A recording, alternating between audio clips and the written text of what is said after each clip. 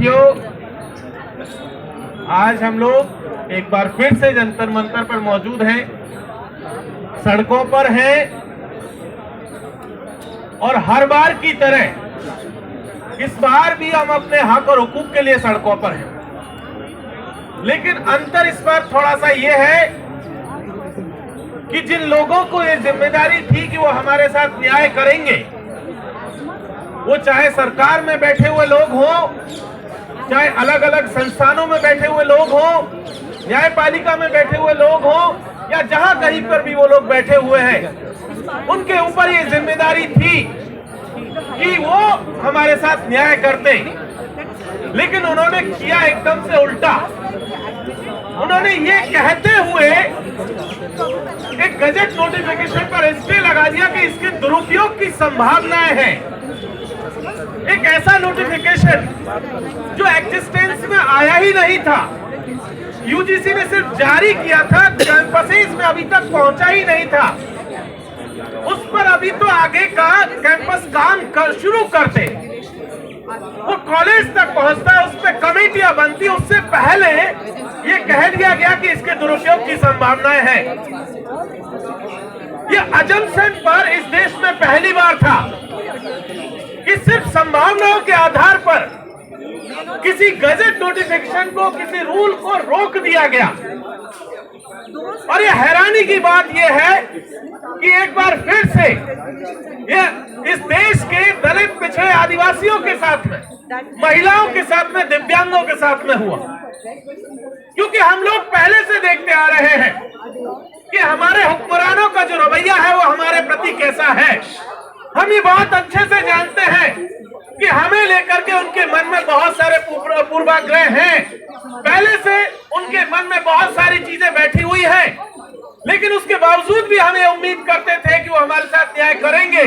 लेकिन सिर्फ संभावनाओं के आधार पर उन्होंने एक नोटिफिकेशन को रोक दिया।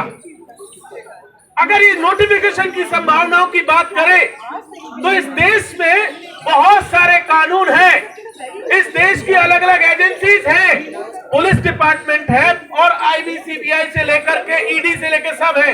ईडी लगातार देश भर में छापे मार रही है। बहुत सारे जो है चीजें फर्जी पाई गई। क्या ईडी के ऊपर मुकदमा हुआ? पुलिस वालों के ऊपर मुकदमा दर्ज हुआ? और भी बहुत सारी एजेंसीज है जिन्होंने इस तरीके की गलत कार्रवाई की। बुलडोजर चल रहा है, लेकिन क्या बुलडोजर चलाने वालों के ऊपर कोई एक्शन हुआ? नहीं हुआ। क्यों नहीं हुआ, ये भी समझने की जरूरत है। क्योंकि वहां बुलडोजर चलाने वाले सवर्ण जो है, दलित, पिछड़ा, आदिवासी नहीं है। उनकी अपनी एक जाति है, उनकी अपनी एक राजनीति है। लेकिन जब ये बात इस देश के आदिवासियों को लेकर के शुरू होती है, इस देश के दलित और पिछड़ों को लेकर के शुरू होती है, तब तुरंत जो है संभावनाओं का नाम लेकर के उस गजट नोटिफिकेशन को रोक दिया गया। हम जानते हैं इसकी पॉलिटिक्स को। अगर किसी को ये लगता है कि हमें समझ में नहीं आता, हमने 90 का दशक देखा है कि जब मंडल कमीशन की सिफारिशों को लागू करने की बात आई, जब पिछड़ों को आरक्षण देने की बात आई, तो इसी मेरिट के नाम पर उसे रोकने का प्रयास इस देश के सवर्णों ने किया था, इस देश के अपर कास्ट ने किया था कि किसी तरीके से जो दलित पिछड़ा तो घुस गया, अब जो है दलित और आदिवासी घुस गया, पिछड़ों को नहीं घुसने दिया गया। और वो सिलसिला अगले 20 साल चला। बड़ी मुश्किल से 2009, 10 और 11, 12 तक आते आते इस देश के अलग अलग विश्वविद्यालयों में पिछड़ा तबके की एंट्री शुरू हुई।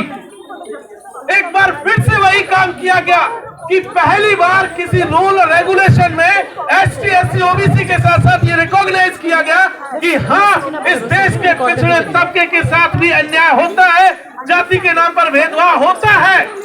और उसे रिकॉग्नाइज क्या कर लिया, पूरा का पूरा एक खेमा था, पूरी एक लॉबी चीज थी जो एकदम से सरफेस पर आ गई। सब के सब एकदम निकल करके आ गए। जो लोग हिंदू राष्ट्र बनाने की बात कर रहे थे, दलित पिछड़ों को पीछे ले जाना चाह रहे थे और कह रहे थे कि फला धर्म से आपको खतरा है बेटा, त्रिशूल लेकर के चढ़ जाओ, अब वो तुरंत जो है हिंदू राष्ट्र को छोड़ करके निकल पड़े कि सवर्ण बचाने की लड़ाई शुरू कर दी है। मीडिया में घोषणा हुई कि अमेरिका में टैलेंट देखा जा रहा है, चीन में टैलेंट देखा जा रहा है, और जैसे स्टे ऑर्डर लिखा और स्टे ऑर्डर आया, तुरंत मीडिया में हेडलाइन चली कि ठाकुर पंडित जीत गए और जाति के बंटवारे वाले हार गए। हम जानते हैं इस राजनीति को कि कौन जीता है कौन हारा है। इसके ऑर्डर से पहले आप उदाहरण देते हैं चाइना का, अमेरिका का, और ऑर्डर आने के बाद आप कहते हैं कि ठाकुर पंडित जीते हैं। यही वो मेंटेलिटी है जिसके खिलाफ हमारे लोग वर्षों से संघर्षरत है। हम लोगों ने देखा है, हम लोगों ने जिया है, हम उसके विक्टिम हैं। हमने देखा है कि जाति किस तरीके से कैंपसेस में काम करती है। हमने अपने साथी रोहित वेमुला को मरते हुए देखा, हमने पायल तड़वी को मरते हुए देखा, हमने डेल्टा मेघवाल, इंद्र मेघवाल को देखा, दर्शन सोलंकी को देखा, हमने एम्स के भीतर अनिल मीणा की सुसाइड को भी देखा है 2012 के भीतर। हमने उन तमाम केसेस को देखा, हमारे अपने लोगों को मरते हुए हमने देखा है। लेकिन यहाँ एक तरीके से ऐसा माहौल बनाया गया कि एक सड़क पर चलने वाला रिक्शे वाले से लेकर के शंकराचार्य तक उठ खड़े हुए और कहने लगे कि इस देश के सवर्णों के खिलाफ एक कानून आ गया है। जिस तरीके का नैरेटिव शुरू हुआ, अभी तक जो प्रधानमंत्री को जो है बड़ी बड़ी बातें करते थे, प्रधानमंत्री को हिंदू राष्ट्र का सबसे बड़ा मुखिया कहते थे, उनकी जात खोद करके ले आए, कहने लगे ये तो तेली है, इसकी शक्ल देखते तो दिन खराब हो जाता है। यही लोग थे जब हम लोग किसान आंदोलन में किसानों के साथ खड़े थे, जब सीएनआरसी में मुसलमानों के साथ खड़े हुए थे, और तमाम तरीके की लड़ाइयों में जब इस देश के माइनॉरिटीज के साथ खड़े हुए थे, पिछड़ों के साथ, आदिवासियों के साथ खड़े हुए थे, वो हमें सर्टिफिकेट दे रहे थे कि चले जाओ, मोदी का विरोध करे पाकिस्तान चले जाओ, सरकार का विरोध करे पाकिस्तान चले जाओ। आज वो खुद मैदान में आकर के उसी सरकार को अलग अलग तरीके से क्रिटिसाइज कर रहे थे। ये समझना यहां से बहुत जरूरी है साथियों कि कौन लोग हैं, किस तरीके की राजनीति उनकी है। और इसमें सबसे जो खेल खेला गया बीजेपी का, जिस कमेटी की रिकमेंडेशन थी स्टैंडिंग कमेटी की, उस 30 मेंबर की स्टैंडिंग कमेटी के तमाम लोगों ने ये यूनानिमस डिसीजन लिया था कि भाई इस तरीके की गाइडलाइंस आनी चाहिए। और सुप्रीम कोर्ट के कहने के बाद वो स्टैंडिंग कमेटी बनी थी। और जब कमेटी की रिकमेंडेशन आई, नोटिफिकेशन जब आया, वही सुप्रीम कोर्ट कहने लगता है कि ये क्या बना दिया आपने। और वही बीजेपी जो उसके सपोर्ट में थी, वो तमाम लोग कहते हैं कि भाई जो है हम तो इसका सपोर्ट ही नहीं करते, हम तो जो है सरकार के वकील जो है सुप्रीम कोर्ट के भीतर जाकर के गजट नोटिफिकेशन को डिफेंड तक नहीं कर पाते हैं, वो उसके पक्ष में कुछ नहीं बोलते हैं। तो क्या ये राजनीति जो हो रही है हमारे साथ में, हमें समझ में नहीं आती है? हमें आती है, हमने पहले भी जाना है, हमने 200 पॉइंट रोस्टर के मौके पर भी इसको जाना था, हमने ST/SC एक्ट में भी जाना था, हमने मंडल कमीशन के दौर में भी जाना, हमने हर दौर में इस चीज को जाना है कि कौन सा इकोसिस्टम है जो इस देश के दलित, पिछड़े, आदिवासियों के खिलाफ, महिला और दिव्यांगों के खिलाफ काम कर रहा है, इस देश के शोषित पीड़ितों के खिलाफ काम कर रहा है। वही इकोसिस्टम ये वो है जिसकी इस देश के विश्वविद्यालयों में 90% से ज्यादा की हिस्सेदारी है। इस देश के तमाम विश्वविद्यालयों का आंकड़ा उठा करके देखिए, 99% से ऊपर वाइस चांसलर इस देश में सवर्ण है।